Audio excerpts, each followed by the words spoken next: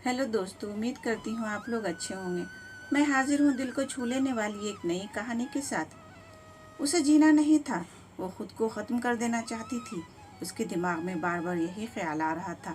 उसने फैसला ले लिया था, अब इसको अंजाम कैसे देना है, इसके बारे में सोच रही थी। चारों ओर अंधेरा ही था। अपने ही सोच में डूबी सीमा नीचे बैठकर फर्श की तरफ एकटक देख रही थी।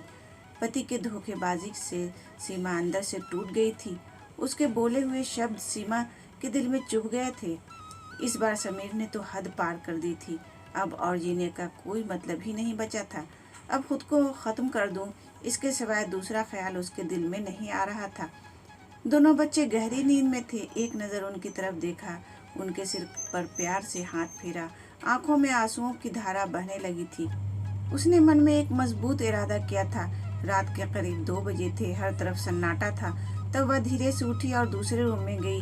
गले में फांसी का फंदा डालने ही वाली थी, तभी कुछ गिरने की आवाज आई। सीमा का 2 साल का बेटा जोर जोर से रोने लगा। उसी वक्त सीमा की 6 साल की बेटी चिल्लाने लगी, मम्मी, गोलू बेड के ऊपर से नीचे गिर गया। तुम कहाँ हो? देखो ना, गोलू कितना रो रहा है। सीमा भागकर रूम में आई और अपने बेटे को उठाकर गोद में लिया और अपने सीने से लगा लिया। बेटी रोते हुए बोली, मम्मी तुम कहाँ चली गई थी? मुझे बहुत डर लग रहा था। तुम हम दोनों को छोड़कर कहीं मत जाओ, मुझे अकेले में बहुत डर लगता है। सीमा अपने दोनों बच्चों को पास लेकर जोर से गले से लगा लिया और रोने लगी। दोनों बच्चे उसके सीने से लिपट कर सो गए। रोते रोते सीमा को कब नींद आ गई उसे पता ही नहीं चला। काम वाली बाई की आवाज से सीमा की नींद टूटी। अरे मैडम, आपने बाहर का गेट खुला क्यों छोड़ दिया? मैडम क्या हुआ? अभी तक आप सोई हुई हो, तबीयत तो ठीक है ना? वो खुद को संभालते हुए बोली, हाँ थोड़ी तबीयत ठीक नहीं है। घड़ी में वक्त देखती है तो 8:30 बजे थे। आज तुम्हें आने में इतनी देर क्यों हो गई? मैडम, चौथी गली में मेहता जी रहते हैं ना, उनकी बहू ने फांसी लगाकर आत्महत्या कर ली। 2 बच्चे हैं उनके। उनकी एक 10 साल की बेटी और 6 साल का बेटा है। यह सुनकर सीमा के कलेजे को धक्का लगा। उसने अपनी साड़ी ठीक करके उनसे पूछा, कब हुआ? काम वाली बाई ने बोला, रात को हुआ मैडम। मैंने ऐसा सुना है कि उसके पति की दूसरी औरत से संबंध थे। कम वक्त अभी तक नहीं आया। अचानक सीमा गुस्से से बोली, अच्छा किया, वह आया या नहीं आया इससे क्या फर्क पड़ता है? अब वह थोड़ी ना देखने आने वाली है। यह सुनकर बाई सीमा के कान के पास आई और धीरे से बोली, मैडम मैं अनपढ़ गंवार हूँ और घर घर में जाकर झाड़ू पोछा करके मेरा पेट भरती हूँ, और आप पढ़े लिखे लोग हो, पर मैं आपसे उम्र में बड़ी हूँ। जीवन का अनुभव आपसे थोड़ा ज़्यादा है। आजकल साहब और आपके बीच जो चल रहा है वह ठीक नहीं है। मुंह बंद था फिर भी मेरे कान खुले रहते थे। मैं एक औरत हूँ और औरत के दुख को भी समझती हूँ, इसलिए मुझे आपको एक बात बतानी है। आत्महत्या या कोई भी समस्या का समाधान नहीं हो सकता। जिंदगी में उतार चढ़ाव तो होते ही रहते हैं। इसका मतलब ये नहीं कि आप अपनी जान दे दे।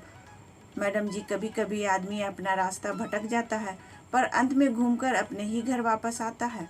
और जब नहीं आए तो भी क्या फर्क पड़ता है? आप किसके लिए मरना चाहती हो? जो आपको प्यार नहीं करता, जिसको आपकी थोड़ी सी भी परवाह नहीं हो, जो आपसे प्यार करते हैं, जिसको आपकी कद्र है, आपके माता पिता जो आपसे बहुत प्यार करते हैं, आपके बच्चे जिनको आपकी ज़रूरत है, उसके लिए आप जी नहीं सकती? बाई का बोलना सुनकर सीमा की आंखों से आंसू की धारा बहने लगा। सीमा बाई को गले लगाकर रोने लगी। बाई सीमा की पीठ पर हाथ फेरते हुए सोफे पर बैठाती है और बोलती है, बुरा ना मानो तो एक बात बोलूं मैडम, खाली दिमाग शैतान का घर होता है। आप घर में बैठकर फालतू बातों को सोचते हो। मैं आपके घर में काम करने के बाद स्कूल में झाड़ू लगाने जाती हूँ। वहाँ की प्रिंसिपल मैडम बहुत अच्छी हैं। आप तो पढ़े लिखे हुए हो, अगर आप बोलती हो तो मैं आपके लिए टीचर का काम करने का पूछूं क्या? आपका वक्त भी निकल जाएगा और दिल भी लग जाएगा। इस पर सीमा चुप बैठी थी। कोई भी जवाब न मिलने पर बाई बोली, मैं आपके लिए चाय लेकर आती हूँ। और बाई काम करने लग जाती है। काम निपटा कर बोलती है, मैडम मैं जाती हूँ। उतने में सीमा बोलती है, रुको, तुम स्कूल में मेरे लिए पूछना, अगर मुमकिन हो तो प्रिंसिपल मैडम का नंबर मुझे ला कर दो। बाई के चेहरे पर खुशी का भाव दिखा। बाई सीमा के पास जाकर बैठी और धीरे से बोली, मैडम मैंने दूसरे रूम में बेड पर स्टूल रखा हुआ देखा था। ऐसा आप कभी भी मत करना। यह आपका घर है, इसे बचाने को आपसे जो हो सके वह कीजिए। बिना लड़े आपने हार मान ली? बाई सीमा के हाथ अपने हाथ में लेकर बोली, मैडम, एक फिल्म में एक हीरो ने एक डायलॉग बोला था, लड़ाई लड़कर जीती जाती है, मरकर नहीं, क्योंकि मुर्दे कभी लड़ा नहीं करते। बाई हाथ न जाते हुए बोलने लगी। यह देखकर सीमा को हंसी आ जाती है। बाई से बात करके सीमा का दिल हल्का हो गया और उसे एक नई आशा की किरण भी दिखी। वह अलमारी में से अपने सर्टिफिकेट निकालने लगी। दोस्तों, पति पत्नी का रिश्ता बहुत स्नेही होता है।